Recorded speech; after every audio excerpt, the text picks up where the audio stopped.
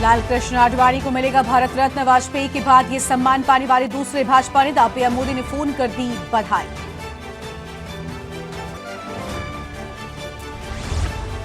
Uttarakhand cabinet में आएगा UCC का ड्राफ्ट। कैबिनेट की मुहर के बाद 6 फरवरी को विधानसभा में होगा पेश। बैठक में और भी कई मसलों पर होगी चर्चा।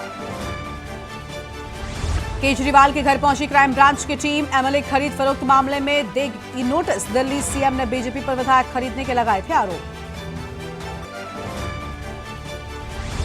मांझी के चौके पर नीतीश कुमार का छक्का। मंत्रियों को आज ही बांटेंगे विभाग। सीएम से मिले डिप्टी सीएम सम्राट चौधरी। कन्नौज पहुंचे सीएम योगी आदित्यनाथ। मातृशक्ति कार्यक्रम में की शिरकत। जिले को दी विकास की सौगात।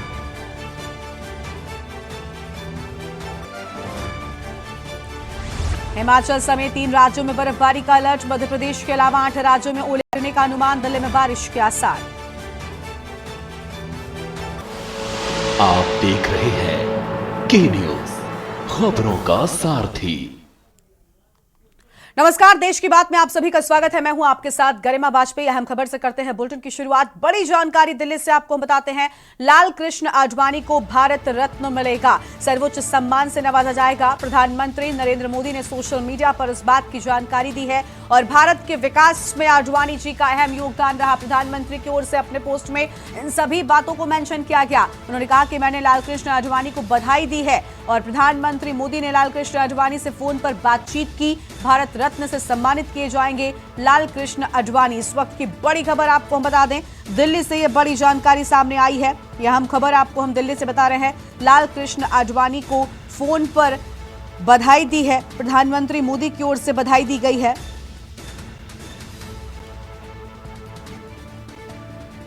और यह हम खबर आपको हम बता दें, भारत रत्न से सम्मानित किए जाएंगे लाल कृष्ण आडवाणी। प्रधानमंत्री ने खुद ट्वीट किया और जिसके बाद ये जानकारी मिली है।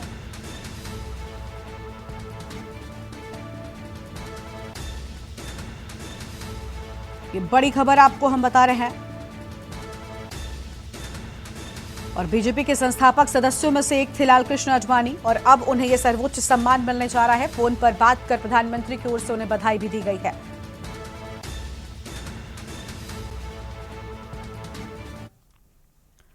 और अगली बड़ी जानकारी लखनऊ से आपको हम बताते हैं, जहां सीएम योगी आदित्यनाथ का ट्वीट सामने आया है। सीएम योगी ने एक्स पर ट्वीट किया और सीएम योगी ने आडवाणी जी को हार्दिक बधाई दी है और कहा कि वो हम सभी के लिए प्रेरणा के स्रोत हैं। भारत रत्न पुरस्कार मिलने पर सीएम योगी ने बधाई दी है। तो ये बड़ी जानकारी देखिए, एक तरफ प्रधानमंत्री की ओर से पोस्ट कर बधाई दी गई और साथ ही साथ जानकारी भी दी गई थी और फोन पर बात की गई। लेकिन इसके बाद उत्तर प्रदेश के मुख्यमंत्री योगी आदित्यनाथ ने भी पोस्ट में अपनी बात लिखी और कहा कि वो हम सभी के लिए प्रेरणा स्रोत हैं। सीएम योगी ने ट्वीट किया है। तस्वीरें भी आपको हम दिखा रहे हैं। वो ट्वीट आप देख सकते हैं जहां पर उनके ओर से अहम बातें कही गई हैं।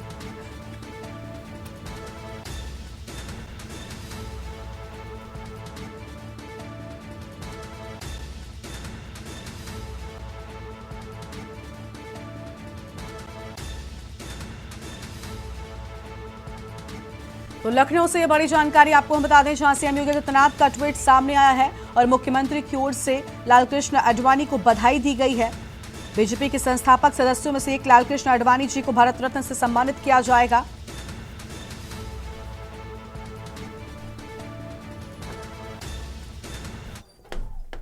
और बीजेपी नेता लाल कृष्ण आडवाणी को भारत रत्न दिए जाने की घोषणा है। मंत्री जेपीएस राठौर ने क्या कुछ कहा है, इस पर चलिए आपको सुनाते हैं। हमारे साथ इस समय यूपी सरकार के मंत्री जेपीएस राठौर जी हैं। सर, सदन की कार्रवाई शुरू हो चुकी है और 5 तारीख को बजट आ रहा है, तो लोगों को उम्मीद है कि बजट इस बार जो है पिछली बार की तरह उससे बेहतर होगा। निश्चित रूप से जैसी अपेक्षा आकांक्षा इस प्रदेश की जनता को है, माननीय मुख्यमंत्री योगी आदित्यनाथ जी ने उसी प्रकार का बजट डिजाइन किया हुआ है और जिसमें सभी वर्गों के लिए, नौजवानों के लिए, महिलाओं के लिए, किसानों के लिए, गरीबों के लिए, सभी के कल्याण के लिए, सभी के विकास के लिए बहुत सारी योजनाएं हैं।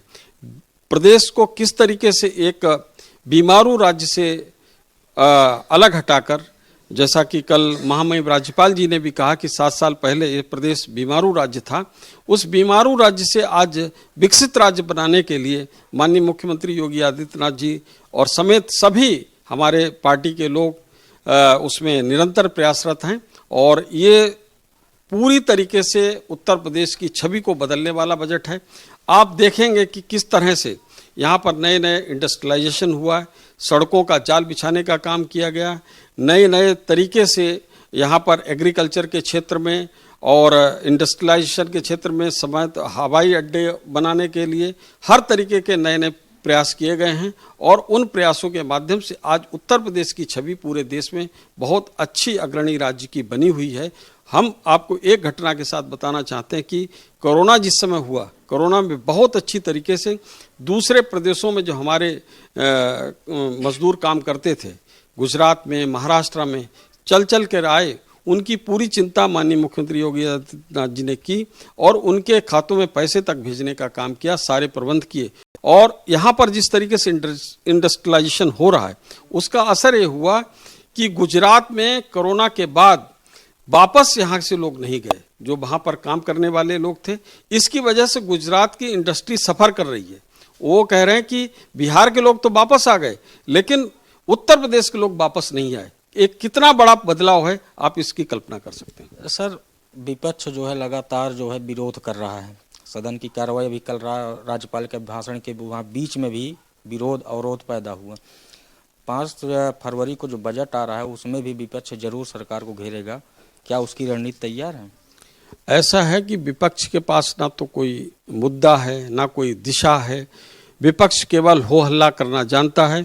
विकास का जो कोई काम होगा उसमें रोड़ा अटकाने का काम, उसमें अवरोध खड़ा करने का काम, उसका विरोध करने का काम विपक्ष कर रहा है। अगर विकास की कहीं चर्चा भी होती है तो उसके में भी हो हल्ला करके उसमें बाधा उत्पन्न करने का काम विपक्ष का रह गया है।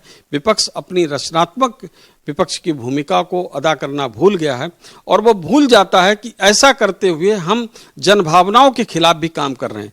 जनता क्या चाह रही है, वो उसकी अपेक्षाएं किस प्रकार से सरकार से हैं, उसमें बाधा खड़ी करके वो खुद ही विलन बन जा रहे हैं।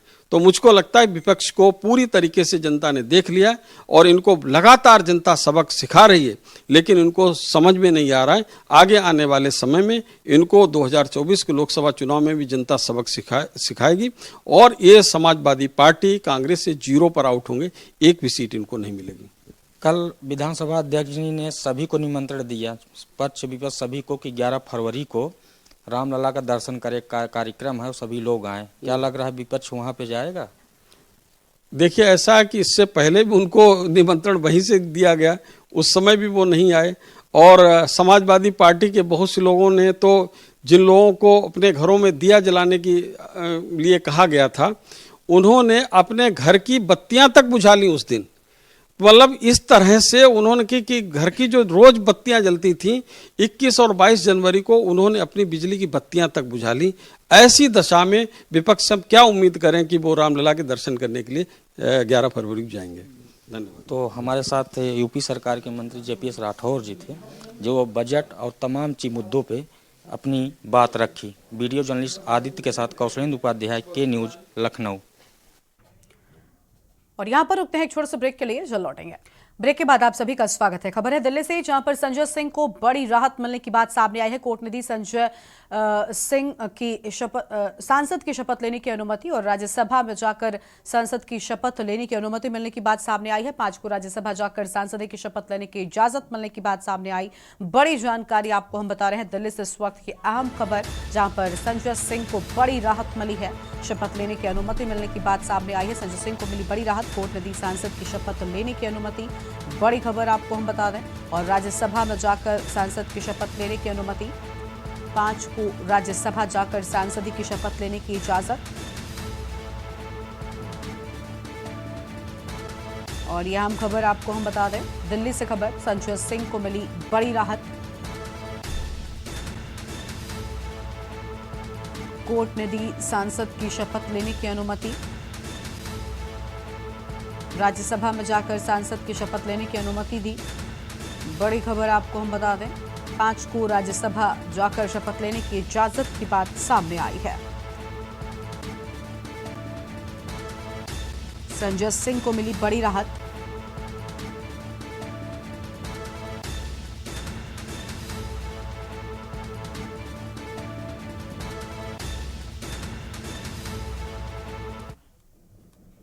और विधानसभा बजट सत्र का आज दूसरा दिन है, जहां सीएम योगी विधानसभा पहुंचे। सदन में सीएम योगी ने दिवंगत एमएलए मानवेंद्र सिंह को श्रद्धांजलि दी है। डॉक्टर शिव प्रताप यादव अपने क्षेत्र के एक लोकप्रिय नेता थे। एक शिक्षक के रूप में उन्होंने अपने जीवन का आरंभ किया। उन्होंने ग्रामीण क्षेत्र में शिक्षा के प्रचार के लिए उल्लेखनीय कार्य किए। वे कृषक बालिका इंटर कॉलेज गोंडा, कमसोली कन्या उच्चतर माध्यमिक विद्यालय गैसड़ी, जिला बलरामपुर के अध्यक्ष रहे। वर्ष 2004 से 7 तक वे उत्तर प्रदेश वित्त निगम के अध्यक्ष रहे। वे विभिन्न राजनीतिक तथा सामाजिक आंदोलनों के अंतर्गत गोंडा एवं बलरामपुर जिला कारागार में भी बंदी रहे। समाज सेवा राजनीतिक कार्यों के साथ साथ उनका अध्ययन एवं लेखन में विशेष रुचि थी। एक जनप्रतिनिधि के रूप में वे अपने क्षेत्र के विकास तथा समाज के पिछड़े और वंचित वर्ग के कल्याण के लिए भी सतत प्रयत्नशील रहे। डॉक्टर शिव प्रताप यादव के निधन से प्रदेश ने एक कुशल राजनीतिज्ञ को खो दिया है। मैं उनके प्रति श्रद्धा सुमन अर्पित करता हूं और ईश्वर से उनकी आत्मा की शांति की प्रार्थना करते हुए दुखी परिजनों के तक हमारी संवेदना आप पहुंचाने की आपसे प्रार्थना करता हूं। महोदय, इसके साथ ही हमारे इस सम्मानित सदन के पूर्व माननीय सदस्य श्री मोबिन अहमद आजमी आजमगढ़ मऊ से, श्री सतीश चंद आगरा से, श्री जटाशंकर सिंह बहराइच से, श्री मोहम्मद इरशाद खान लखनऊ से, श्री जगदीश गांधी अलीगढ़ वर्तमान में लखनऊ और डॉक्टर सुरेश संगल मुजफ्फरनगर, जो इस सदन के पूर्व में सदस्य रहे हैं, आज वे हमारे बीच में भौतिक रूप से नहीं रहे। उनके दिवंगत होने का दुखद समाचार भी हम सबको प्राप्त हुआ है। और विधानसभा बजट सत्र का आज दूसरा दिन रहा, जहां डिप्टी सीएम ब्रजेश पाठक ने कहा कि समाजवादी पार्टी अराजकतावादी पार्टी है और इसकी प्रदेश की जनता में इसे कई बार नकारा है। और ये बजट सत्र है, इस बजट सत्र में प्रदेश के विकास और इंफ्रास्ट्रक्चर को बढ़ावा देने वाला है, किसानों को मजबूत करने वाला बजट है। गठबंधन पहले वाले 1 और 2 गठबंधन की ही तरह है। इसमें भ्रष्टाचार में डूबी पार्टियां एक साथ शामिल हुई थी और जैसे जैसे चुनाव नजदीक आ रहा है वैसे वैसे उनकी कलई खुल रही है और देश की जनता भाजपा के साथ नजर आ रही है।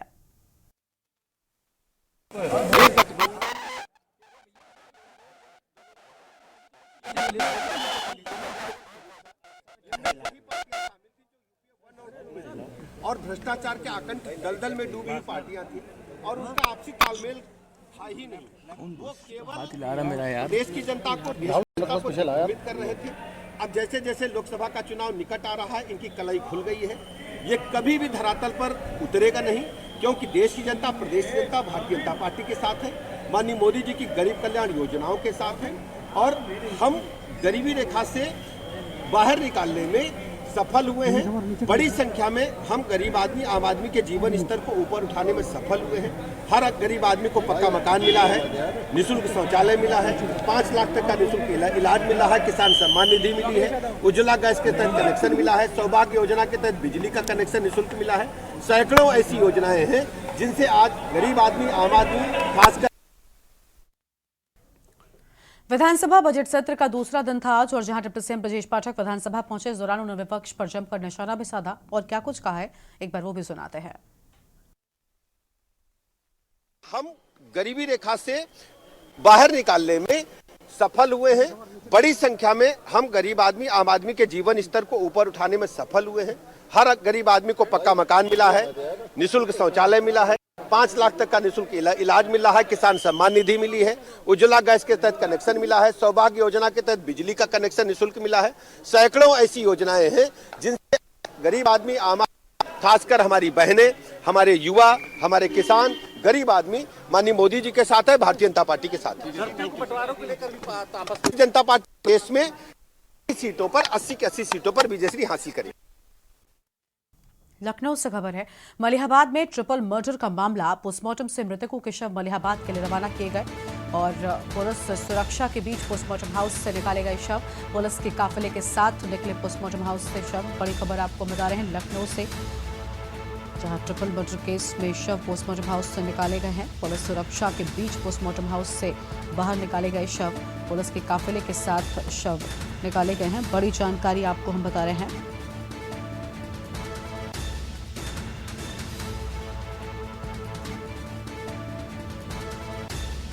और यह हम खबर आपको हम बता दें, पुलिस सुरक्षा के बीच पोस्टमार्टम हाउस से निकाले गए शव।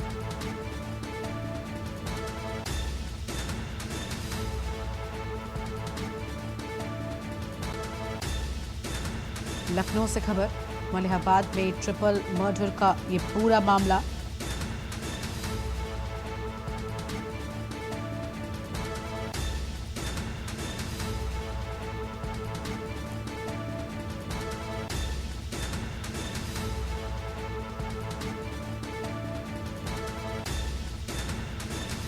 यह हम जानकारी आपको हम बता दें, लखनऊ से खबर, मलिहाबाद से ट्रिपल मर्डर का ये पूरा मामला। पोस्टमार्टम हाउस से शव पुलिस के काफिले के साथ निकाले गए। यह हम खबर आपको हम बता रहे हैं।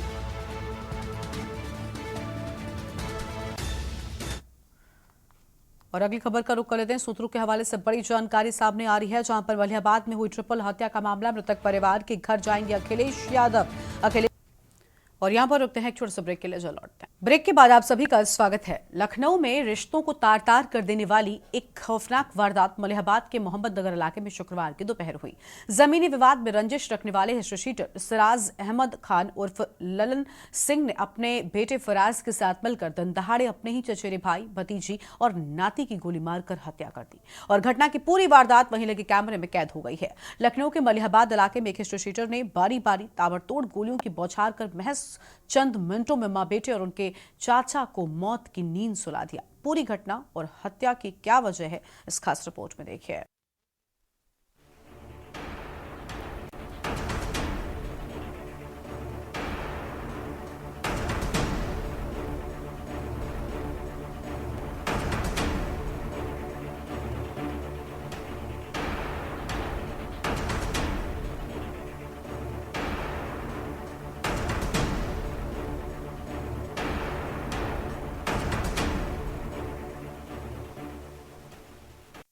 शुक्रवार को मलिहाबाद के मोहम्मद नगर गांव में कुछ ऐसा हुआ जिसे सुनकर और देखकर आपकी रूह कांप उठेगी।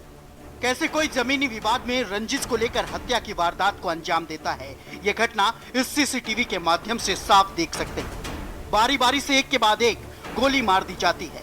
हत्यारोपी विवाद के बाद घर के बाहर राइफल से पहले हिस्ट्री शीटर मासूम बच्चे की हत्या उसकी मां और चाचा के सामने कर देता है और फिर एक के बाद एक 3 लोगों की गोली मारकर हत्या की वारदात को अंजाम देकर आसानी से असला लहराते हुए कार से निकल जाता है।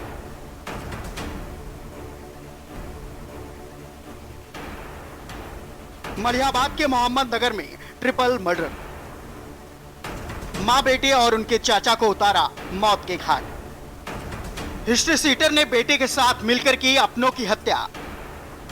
जमीनी रंजिश रखने पर चचेरे भाई, भतीजी और नाती को उतारा मौत के घाट। सीसीटीवी में कैद हुई ट्रिपल मर्डर की खौफनाक तस्वीर। शुक्रवार को जमीनी विवाद इतना बढ़ गया कि हिस्ट्री शीटर सिराज अहमद खान अपने बेटे फराज व ड्राइवर अशरफी व अन्य एक के साथ जमींदार फरीद खान के घर पहुंच गया। पहले तो घर के बाहर कुछ देर फरीद फराज सिराज के बीच विवाद हुआ, लेकिन विवाद बढ़ता देख फरीद खान घर के अंदर चला गया। लेकिन उनके चाचा पत्नी का बेटा घर के गेट पर विवाद को शांत कराने के लिए खड़े हो गए। हिस्ट्री शीटर सिराज अहमद खान उर्फ लल्लन खान और उसके बेटे फराज ने अपनी काले रंग की कार से 32 बोर की राइफल निकाली और बारी बारी गोली चलाने लगे, जिसमें से पहली गोली 15 वर्षीय हंजला खान को सीधे सर पर लगी, जिससे उसका भेजा ही उड़ गया और मौके पर ही उसकी मौत हो गई। जब चीख पुकार मची तो फरीद के चाचा 55 वर्षीय मुनीर अहमद खान और ताज को भी हिस्ट्री शीटर ने गोली मार दी और फिर 40 वर्षीय फरहीन को भी गोली मारकर मौत के घाट उतार दिया। ट्रिपल मर्डर की घटना को अंजाम देकर हिस्ट्री शीटर सिराज खान उर्फ लल्लन अपने बेटे फराज को और 2 अन्य व्यक्तियों के साथ असला लहराते हुए काले रंग की थार गाड़ी से फरार हो गया।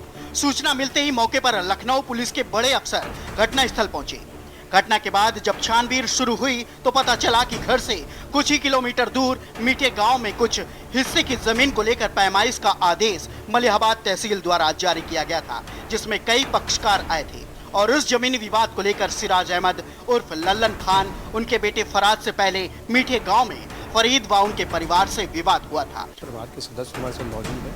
सर, जो घटना हुई है वो कौन लोग थे और किसने घटना को अंजाम दिया, क्योंकि आप परिवार से जुड़े हुए हैं सर, क्या आप जानते हैं इस पूरे मामले? देखिए, हम परिवार से जुड़े और रिश्तेदारी है, दोनों तरफ से रिश्तेदारी। वो सगे चचा थे, जो ताज भाई बाहर मरे उनके चचा भाई थे, और जो लड़की मरी वो उनकी सगी भतीजी थी, और जो बच्चा मरा वो नाती था।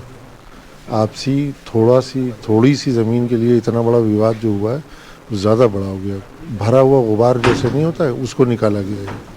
क्या ये इनका जो विवाद था पहले से कुछ चल रहा था कि ये ज़मीन को ही लेकर इनका विवाद था कुछ इस तरह? पहले से ऐसा नहीं चल रहा था, छोटी ज़मीन थी, जो रास्ते का विवाद थोड़ा सा था। वो दिन में तहसील का अमला आया था, उसमें फरमाइश वगैरह हुई, सब हुई। वहाँ कुछ प्रॉब्लम आपस में हुई, जो वो डिटेल नहीं हम लोगों को मालूम हो पाई। मरने वाला पर जो इनके घर के मरे हैं वो ज़्यादा परेशान है, जो नहीं बात हुई। और ये जो लोग यहाँ थे वो नहीं इन्वॉल्व थे उसमें। चर्चाओं का माहौल दूर दूर तक गर्म था। आरोपी फरार थे। पुलिस की 5 टीमें उन्हें तलाशने की जद्दोजहद कर रही थी, लेकिन कोई सुराग नहीं मिल रहा था। कई थानों की फोर्स को मौके की स्थिति काबू करने के लिए बुलाया गया। तब जाकर रिश्तेदारों में पुलिस का डर बैठा और स्थिति को सामान्य किया गया। मलिहाबाद के अंदर ट्रिपल मर्डर की सनसनीखेज घटना हुई है। इस पूरी जानकारी पर बातचीत करने के लिए डीसीपी पश्चिम राहुल रावत सर मौजूद हैं। सर, घटनाक्रम प्राइमा फेसी अभी तक क्या निकल के आया, वजह क्या रही? जी देखिए, एक भूमि विवाद हुआ था, इसमें एक पक्ष तैयब थे और उनके पावर ऑफ अटॉर्नी जिनको दिए थे सलमान, और दूसरा पक्ष सिराज। इन लोगों के आपस में जो है पैमाइश हो रही थी भूमि की, जिसमें विवाद हुआ। विवाद होने के कारण जो है लेखपाल आए थे पैमाइश करने, फिर वो लेखपाल चले गए और पैमाइश पूरी नहीं हुई। उसके बाद जो है, चूँकि इसी में एक सह खातेदार थे फरीद, तो फरीद को भी बुलाया गया था मौके पर।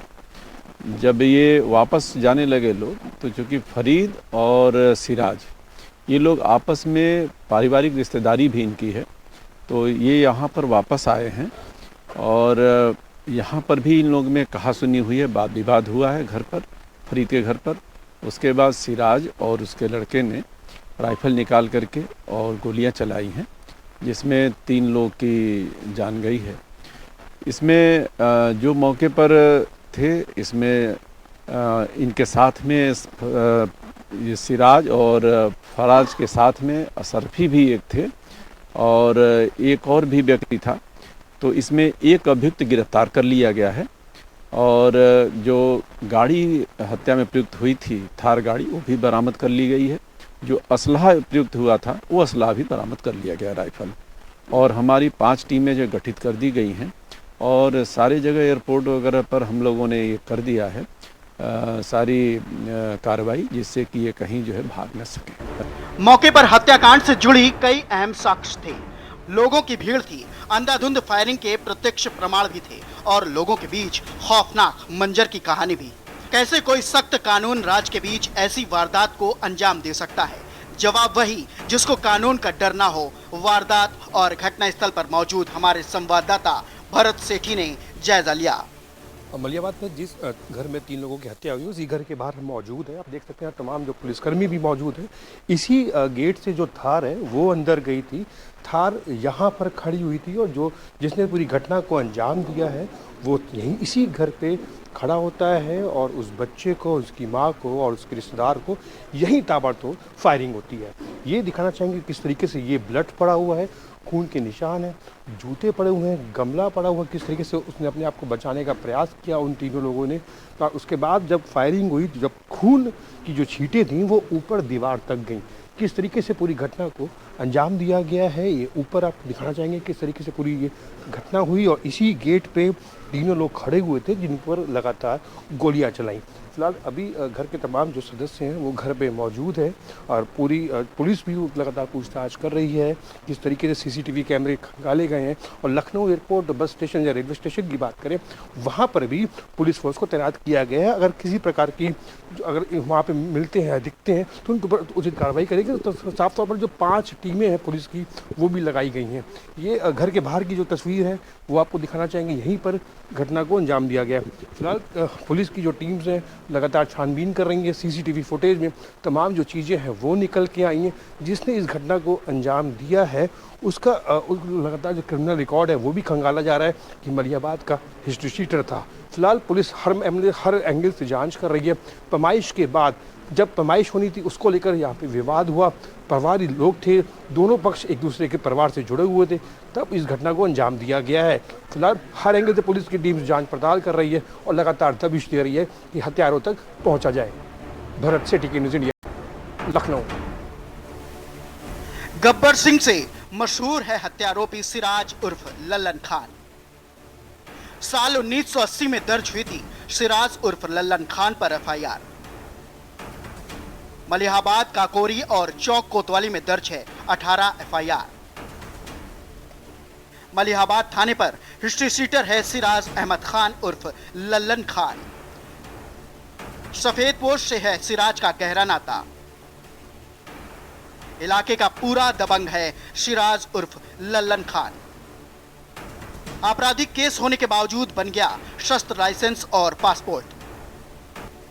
18 से ज्यादा आपराधिक मुकदमे और मलिहाबाद थाने का हिस्ट्री शीटर सिराज अहमद खान अर्जेंट लल्लन खान अपराध की दुनिया का अपने जमाने में बेतहाज बादशाह था। लोग कहते थे कि इलाके में दबंगई के साथ उसका दबदबा था।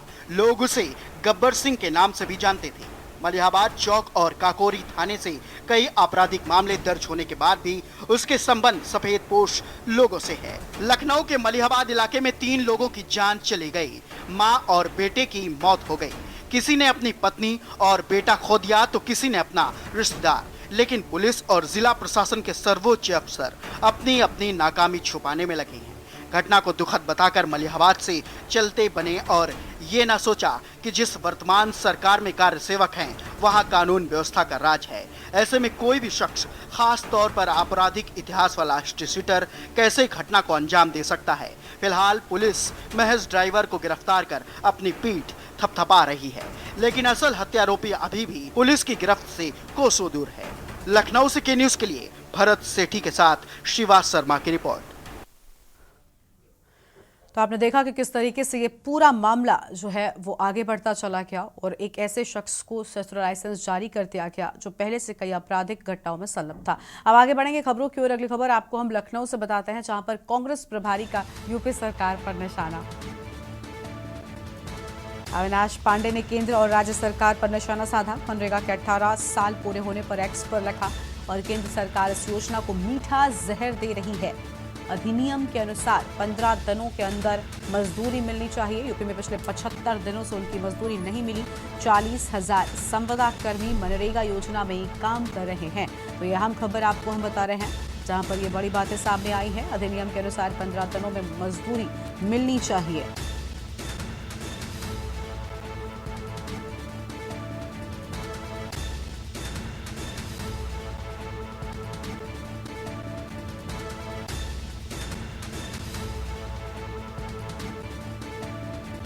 और फिलहाल ये बड़ी खबर आपको हम बता दें, लखनऊ से कांग्रेस प्रभारी की ओर से अहम बातें सामने आई हैं।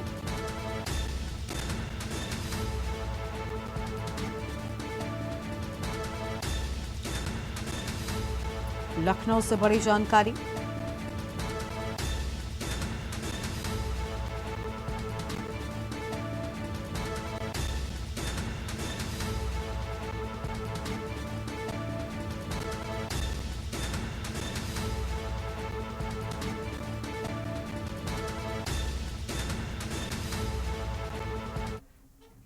आगे बढ़ेंगे खबरों की ओर। लखनऊ से अगली बड़ी खबर आपको हम बताते हैं, जहां पर सपा छात्र सभा के छात्रों का प्रदर्शन देखने को मिला है। लखनऊ यूनिवर्सिटी गेट नंबर 1 पर प्रदर्शन, प्रॉक्टर का छात्र को पीटते हुए वीडियो वायरल। इलाहाबाद यूनिवर्सिटी का था पूरा मामले में सपा के छात्रों का फूटा गुस्सा। इलाहाबाद यूनिवर्सिटी के प्रॉक्टर का फूका पुतला, प्रॉक्टर के खिलाफ कार्रवाई की मांग उठाई। बड़ी जानकारी आपको हम बता रहे हैं, जहां पर कार्रवाई की मांग उठाए जाने की बात सामने आई। इलाहाबाद यूनिवर्सिटी का पूरा मामला होने के बाद अहम खबर आपको हम बता दें।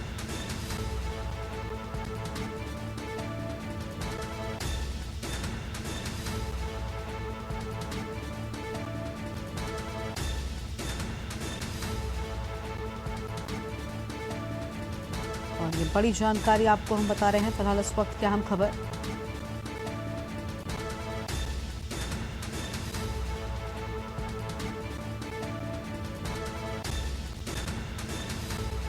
लखनऊ से बड़ी खबर आपको हम बता दें, प्रॉक्टर का छात्र को पीटते हुए वीडियो भी सोशल मीडिया पर खूब वायरल हो रहा है।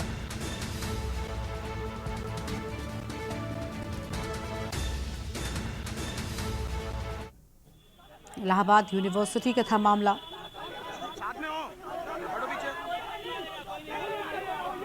फिलहाल ये बड़ी जानकारी आपको हम बता दें इस वक्त की अहम खबर।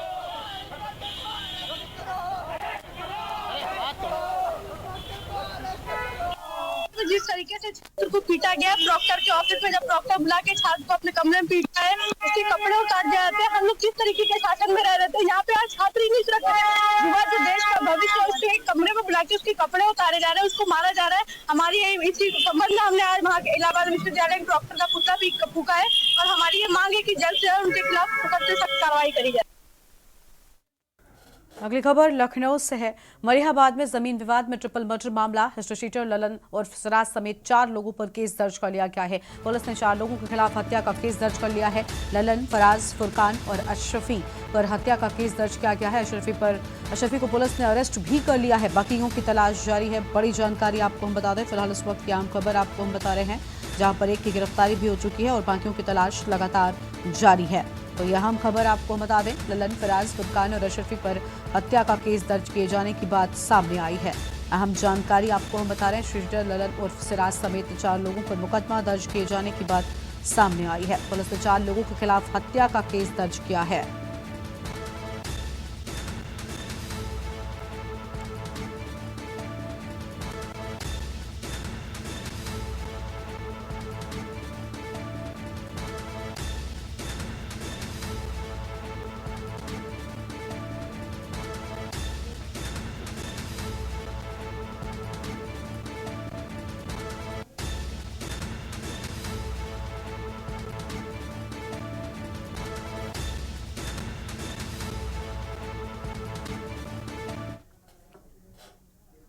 और इसी बीच हरियाणा से अहम जानकारी सामने आ रही है, उसका रुख कर लेते हैं। बड़ी खबर आपको हम हरियाणा से बताते हैं। बजट सत्र में सदन की होगी अभेद्य सुरक्षा। हरियाणा से बड़ी जानकारी आपको हम बता दें, संसद की घटना से हरियाणा विधानसभा ने ली सीख। तो संसद की घटना से हरियाणा विधानसभा ने सीख ली और विधानसभा अध्यक्ष के आदेश पर बनेगी सुरक्षा वॉल। बड़ी जानकारी आपको हम बता रहे हैं। और फर्श से 8 फुट की ऊंचाई तक लगेगा सिक्योरिटी ग्लास। तो फर्श से 8 फुट की ऊंचाई तक सिक्योरिटी ग्लास लगाया जाएगा।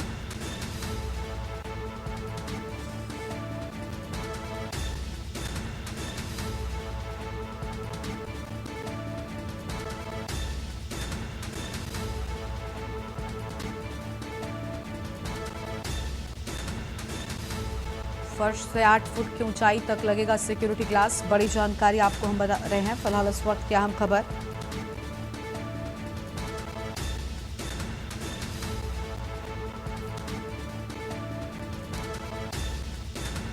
संसद की घटना के बाद ये बड़ा कदम उठाया गया है। विधानसभा अध्यक्ष के आदेश पर बनेगी सुरक्षा वॉल। ये बड़ी जानकारी आपको हम बता रहे हैं। छोटे से ब्रेक के लिए यहाँ पर रुकते हैं, चल लौटेंगे। ब्रेक के बाद आपका स्वागत है। एक बार फिर से रुक करते हैं खबरों की ओर। लखनऊ में 2 और डीसीपी को तैनाती मिली है। आईपीएस शिवाजी बने डीसीपी मुख्यालय। आईपीएस शिवाजी को डीसीपी भवन का मिला अतिरिक्त प्रभार। आईपीएस सलमान ताज पाटिल बने डीसीपी क्राइम।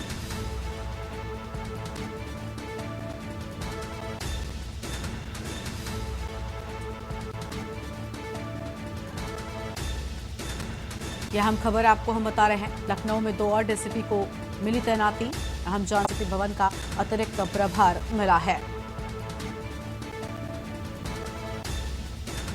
आईपीएस सलमान ताज पाटिल बने डीसीपी मुख्यालय। लखनऊ में 2 और डीसीपी को मिली है तैनाती। तो लखनऊ में 2 और डीसीपी को मिली तैनाती। आईपीएस शिवाजी बने डीसीपी मुख्यालय। ये बड़ी जानकारी लखनऊ से सामने आई है। यह हम खबर आपको हम बता रहे हैं।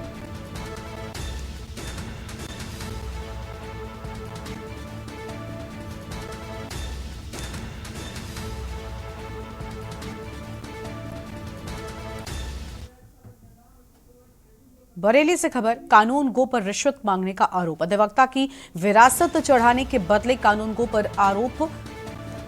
पीड़ित अधिवक्ता के साथ अधिवक्ताओं ने की शिकायत। आंवला तहसील में समाधान दिवस का पूरा मामला। तो ये बड़ी खबर आपको हम बता दें, जहां पर पीड़ित के साथ अधिवक्ताओं ने की शिकायत की है। आंवला तहसील में समाधान दिवस का ये पूरा मामला। तो समाधान दिवस का ये पूरा मामला हम आपको बता रहे हैं। बरेली से खबर, अधिवक्ता की विरासत चढ़ाने के बदले रिश्वत मांगी।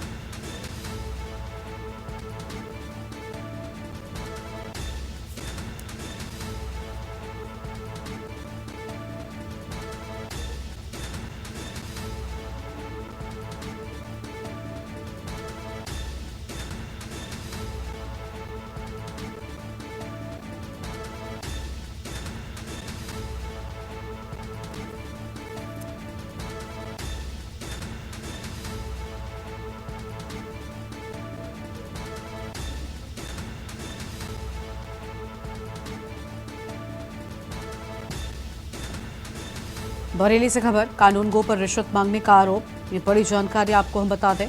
अधिवक्ता की विरासत चढ़ाने के बदले मांगी माफी।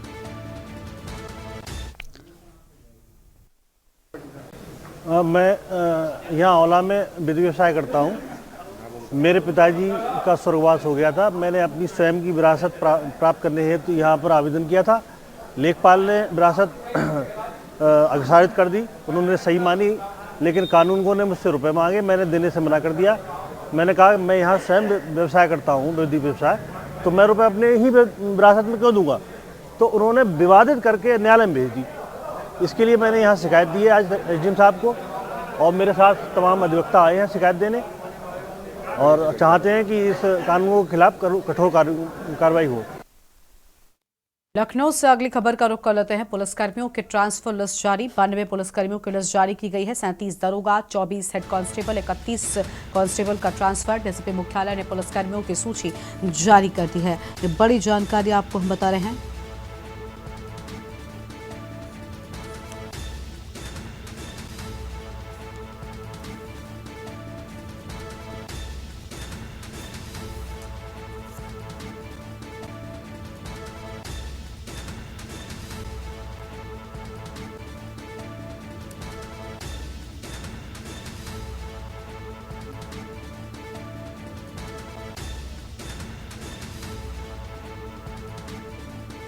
तो ये अहम खबर आपको हम बता दें।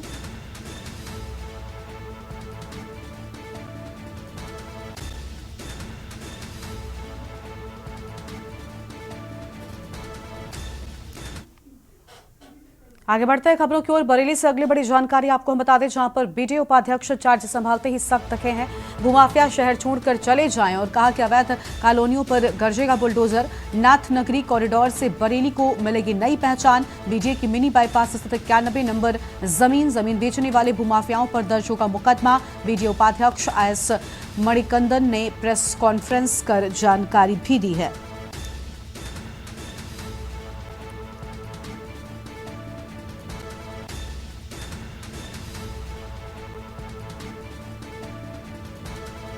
और यह हम खबर आपको हम बता दें, जमीन बेचने वाले भूमाफियाओं पर दर्ज होगा मुकदमा। अवैध कॉलोनी के लेकर कर ऑलरेडी भी तत्कालीन वीसी साहब के माध्यम से कठोर कार्रवाई किया है, एंड उससे हम लोग और आगे बढ़ेंगे। जो भी बिना परमिशन और अवैध कॉलोनी करते हैं जेसीबी चलेगी, एंड इस तरफ इन लोगों के खिलाफ मुकदमा लिखी जाएगी, भूमाफिया घोषित करेंगे, एंड गैंगस्टर और जो भी कठोर से कठोर कानूनी कार्रवाई हो सकता है वही हम करेंगे। डेवलपमेंट के लिए इन फ्यूचर और क्या अभी डेवलपमेंट के लिए 3-4 प्रोजेक्ट्स है। पहले तो हमारा ये नाथ कॉरिडोर का है, ये शासन का भी प्राथमिकता में है एंड बीडीए का भी सबसे पहला प्रायोरिटी में है। उसमें कुछ काम हो चुका है एंड रिमेनिंग में हम लोग फोकस कर रहा है। वी विल एक्सपीडिट करेंगे, जल्दी से जल्दी उसको पूर्ण करेंगे। उसके साथ ही साथ हमारा रामगंगा का प्रोजेक्ट लगभग कंप्लीट हो गया। अभी ग्रेटर बरेली का काम अभी चल रहा है। उसमें भी शासन से हमको जो किस्त मिलना था वो मिल गया है। उसमें हम लोग आगे बढ़ने वाला है लैंड एक्विजिशन एंड डेवलपमेंट में। एंड उसके अलावा जो भी बरेली का लोग का एक्सपेक्टेशन है, नीड्स है, उसके हिसाब से हम लोग समझ कर बरेली के विकास के लिए, अच्छे अर्बन लाइफ के लिए एंड प्लानिंग डेवलपमेंट में हम लोग काम करें। एक ब्रेक के लिए यहाँ पर रुकते हैं, जल्द लौटेंगे। और हमीरपुर से खबर आपको बताते हैं। NH 34 पर दर्दनाक सड़क हादसा हुआ। ट्रक ने स्कूटी सवार 3 लोगों को टक्कर मारी है। महिला की मौत हो गई, 2 लोग गंभीर रूप से झुलसे हैं। ट्रक की टक्कर मारते ही स्कूटी में आग लग गई। 5 साल की बच्ची और युवक को अस्पताल में भर्ती कराया गया है। सड़क हादसे के बाद नेशनल हाईवे पर लगा जाम। मोरंग के ओवरलोड ट्रकों से आए दिन होते हैं हादसे। हमीरपुर में सदर इलाके के यमुना ब्रिज का ये पूरा मामला है। बड़ी खबर आपको हम बता दें, ट्रक के टक्कर मारते ही स्कूटी में आग लग गई।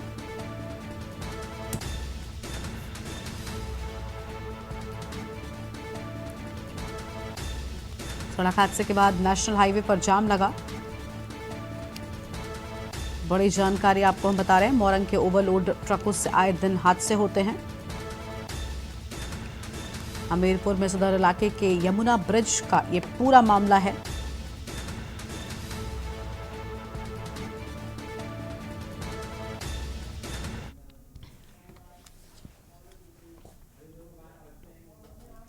पीलीभीत के सुनगढ़ी थाना क्षेत्र के एक बैंक कर्मचारी ने अपनी पत्नी की पीट कर हत्या कर दी। हत्या की वजह नशा और दहेज प्रताड़ना बताई जाती है। हत्या करने के बाद में हत्यारे पति ने अपने ससुर को आत्महत्या कर लेने की सूचना दे दी। सूचना पर जब मृतका के पिता घटनास्थल पर पहुंचे तो हत्या की जानकारी हुई। इसके बाद पुलिस को सूचना दी गई। सूचना मिलने पर पहुंची पुलिस ने मृतका के शव को कब्जे में लेकर पोस्टमार्टम के लिए भिजवा दिया है। हम जब यहाँ पर आए हैं तो जमीन में लेटी हुई थी, उसके सिर में भी हमको चोट लगी थी बहुत ज़्यादा, खून निकल रहा था यहाँ पर, और जमीन में लेटी थी। उसके गले में हम देखा निशान थे दाग। और हमें फ़ोन किया गया तो उसने कहा हमें पहले घर फ़ोन किया होगा, मेरे बेटे फ़ोन पहले आया था मेरे पास कि रोहित मार डाला है। बाद में रोहित फ़ोन किया, कह रहे साली ने फांसी लगा ली है। हम लौट गए, देखे जमीन लिटारे हुए आराम से बैठा हुआ था, लिटारे गोदी में। अच्छा, क्या नशे की हालत में था क्या? नशा अभी बाद में गया है तो जब हम लोग उधर लेके गए तब तक पिया जा करके वो। और इस बीच संत कबीर नगर पहुंचे मुख्यमंत्री योगी आदित्यनाथ क्या कुछ कह रहे सुनाते हैं।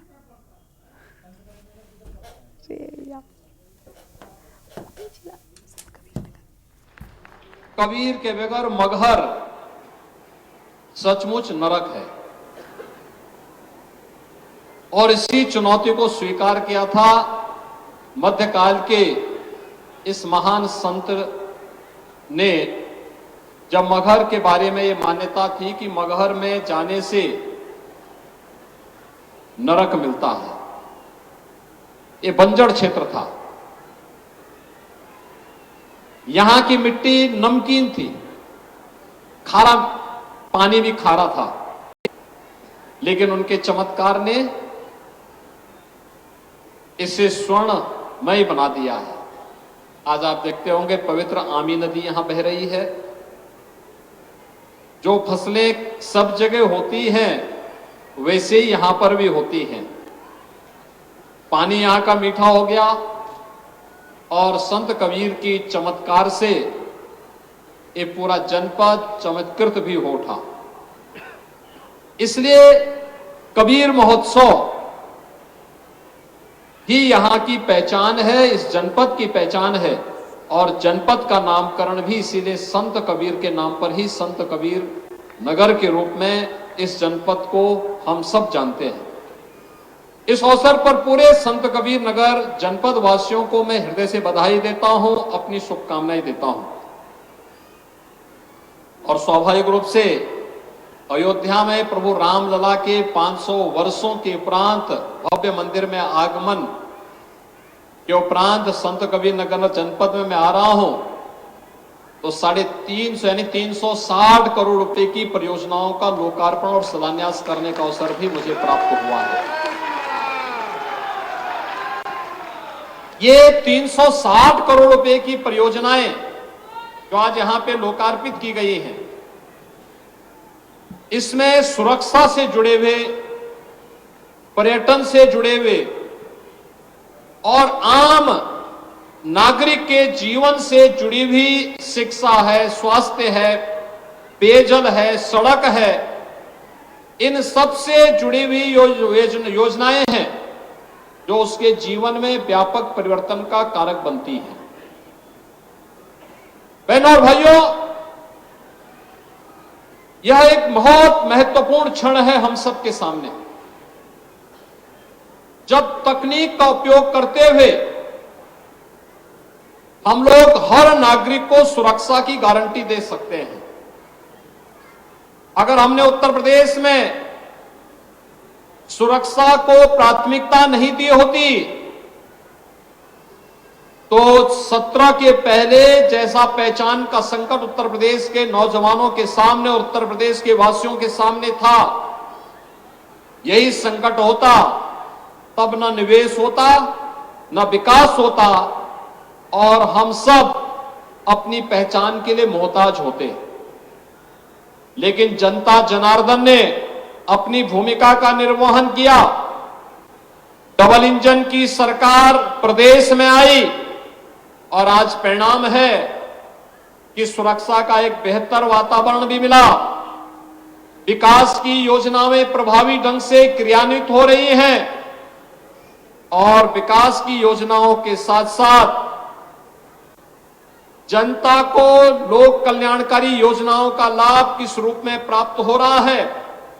आज इस कबीर महोत्सव के अवसर पर मगहर में 600 बालिकाएं दाम्पत्य जीवन के साथ यहां पर शादी ब्याह के कार्यक्रम के साथ जोड़ रही हैं। उनका विवाह का कार्यक्रम मुख्यमंत्री सामूहिक विवाह योजना के माध्यम से आज यहां संपन्न हो रहा है। मैं इस अवसर पर यहां के जनप्रतिनिधियों और प्रशासन को इस कार्य के लिए हृदय से बधाई देता हूं और इन सभी परिवारों को भी अपनी शुभकामनाएं देता हूं जिन परिवारों की बालिकाओं का, बालकों का ये शादी ब्याह हो रहा है। मैं तो देख रहा था, मैंने वहां एक जोड़े को वहां पर मैं देख रहा था, वहां पर मैंने पूछा तो पता लगा लड़का तो गोरखपुर का ही रहने वाला है। तो मैंने कहा देखो तुमने अपना कार्ड नहीं दिया, लेकिन देखिए सरकार की योजना मुझे यहां लेके आ गई, मैं बिना बुलाए मेहमान आपकी शादी में शामिल हो गया। अब सोचिए 600 बालिकाओं की शादी, दहेज मुक्त विवाह, दहेज मां बाप नहीं देंगे, खाने पीने की व्यवस्था मां बाप को नहीं करनी है, ये कनात तंबू ये जितना भी तामझाम है सब मां बाप को नहीं करना है, ये सारी व्यवस्था सरकार करेगी। 51,000 रुपए हर जोड़े की शादी के लिए, जिसमें से 35,000 रुपए बालक बालिका के खाते में जमा कर दिया जाता है। 10,000 रुपए का सामान बालिका और बालक के लिए खरीदे जाते हैं और 6,000 रुपए खाने पीने आदि व्यवस्था में यहां पर खर्च हो रहे हैं। 51,000 रुपए हर जोड़े को शादी ब्याह के लिए सरकार उपलब्ध करवा रही है।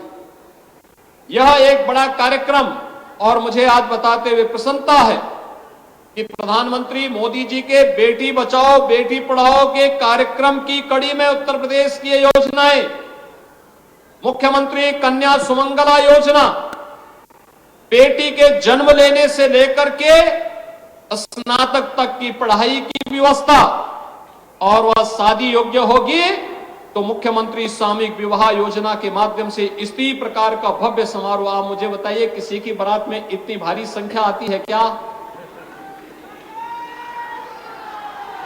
मुख्यमंत्री भी है, मंत्री भी हैं, सांसद भी हैं, विधायक भी हैं, अधिकारी गण भी हैं और समाज का हर तबका भी यहां पर उपस्थित एक साथ हो गया। इतनी भीड़ तो मैंने बारात में देखी नहीं है, लेकिन इतनी भीड़ शादी ब्याह के कार्यक्रम में, सामूहिक विवाह योजना के माध्यम से इन गरीब बालिकाओं की शादी ब्याह के कार्यक्रम में, तो यह ईश्वर की कृपा है, संत कबीरदास जी की कृपा है और डबल इंजन सरकार का प्रभाव है, जिसका लाभ आज आपको यहां पे प्राप्त हो रहा है। इस अवसर पर मुझे प्रसन्नता है कि सामूहिक विवाह योजना के साथ साथ संत कबीर नगर जनपद एक नया जनपद है। एक लंबी यात्रा नहीं हुई और इस जनपद ने अपनी यात्रा को किस तरीके से तेजी के साथ आगे बढ़ा रहा है। पिछले 5 वर्ष के अंदर आपने देखा होगा, प्रधानमंत्री मोदी जी का भी कार्यक्रम यहां लगा था, राष्ट्रपति जी का भी कार्यक्रम यहां लगा था, कबीर एकेडमी का भी निर्माण हम लोगों ने यहां पर किया है। पखरा ताल का पुनरुद्धार करके उसको इको टूरिज्म का एक नया केंद्र बनाने की तैयारी, पक्षी विहार के साथ साथ वहां पर्यटक आ सके, यहां के लोगों में आजीविका के साधन उसके माध्यम से सृजन हो सके, लोगों को मनोरंजन का एक केंद्र बन सके, प्रवासी पक्षियों का एक केंद्र ये बखरा झील बन सके और मछुआरों के लिए भी मछली पालन का एक प्रमुख केंद्र के रूप में उसको विकसित किया जा सके। इस दिशा से बखरा झील के पुनरुद्धार की एक बड़ी कार्य योजना हम लोग तैयार कर रहे हैं। लेकिन साथ साथ यहां पे तामेश्वर धाम मंदिर के लिए भी पुनरुद्धार और पर्यटन विकास के कार्यक्रम को हम आगे बढ़ाने जा रहे हैं। संत कबीर नगर जनपद में आने वाले समय में अपना मेडिकल कॉलेज हो, मैंने प्रशासन से पहले ही कह रखा है कि भाई यहां के लिए भी जमीन चिन्हित करिए, कहां यह बन सकता है। बस अड्डे के निर्माण की कार्रवाई को भी आगे बढ़ाया जा सके, जहां ये हो। अगर इतनी सब सुविधाएं देनी है तो उसके लिए सुरक्षा का माहौल चाहिए और इसी के लिए integrated command and control centre, integrated command and control centre जहां पे एक ही जगह से बैठ करके, एक कमरे में बैठ करके पूरे नगर और जनपद के प्रमुख स्थानों की सीसीटीवी से एक एक जगह की जानकारी वहां पर कैद होती रहेगी, रिकॉर्ड भी होती रहेगी, लोग देखेंगे भी। और अगर किसी ने बदमाशी करने का प्रयास किया, किसी बेटी को छेड़ने का प्रयास किया, किसी की इज्जत पे हाथ डालने का प्रयास किया या कहीं चोरी डकैती करने का प्रयास किया, तो अगले चौराहे पे जाते जाते पुलिस उसको स्वयं दबोच देगी, भाग नहीं पाएगा, वो भाग नहीं पाएगा। एक जगह से सब कुछ वहीं से उसको पता ही नहीं लगेगा, लेकिन अगले चौराहे पर इससे पहले कि कुछ हो तब तक राम नाम सत्य है की बात सामने आ जाएगी। ये कमांड एंड कंट्रोल सेंटर एक तो सुरक्षा का बेहतर माहौल देगा और दूसरा ट्रैफिक मैनेजमेंट के लिए, ट्रैफिक की व्यवस्था कहां पे जाम है ये देखने का काम भी इसके माध्यम से ट्रैफिक पुलिस करेगी, डायरेक्शन देगी, कहां पे पुलिस को लगना है, कैसे व्यवस्था होनी है, कहां जाम है यह देखने का भी एक अवसर मिलेगा। नगर पालिका परिषद स्वच्छता के कार्यक्रम की मॉनिटरिंग भी इस ICCC से देख सकती है। और ठीक इसके साथ ही कोरोना कालखंड में integrated command and control centre की उपयोगिता आपने देखी होगी। कमांड यानी कोरोना कालखंड में हम लोग इसका उपयोग करते थे, एक एक गांव में स्क्रीनिंग करने की, एक एक गांव में क्या गतिविधियां चल रही इनको देखने की, हॉस्पिटल की व्यवस्था को संचालन करने की, वैक्सीनेशन के कार्यक्रम की, सैनिटाइजेशन के कार्यक्रम की और तमाम अन्य कार्यक्रमों को हम लोग लेकर के चलते थे।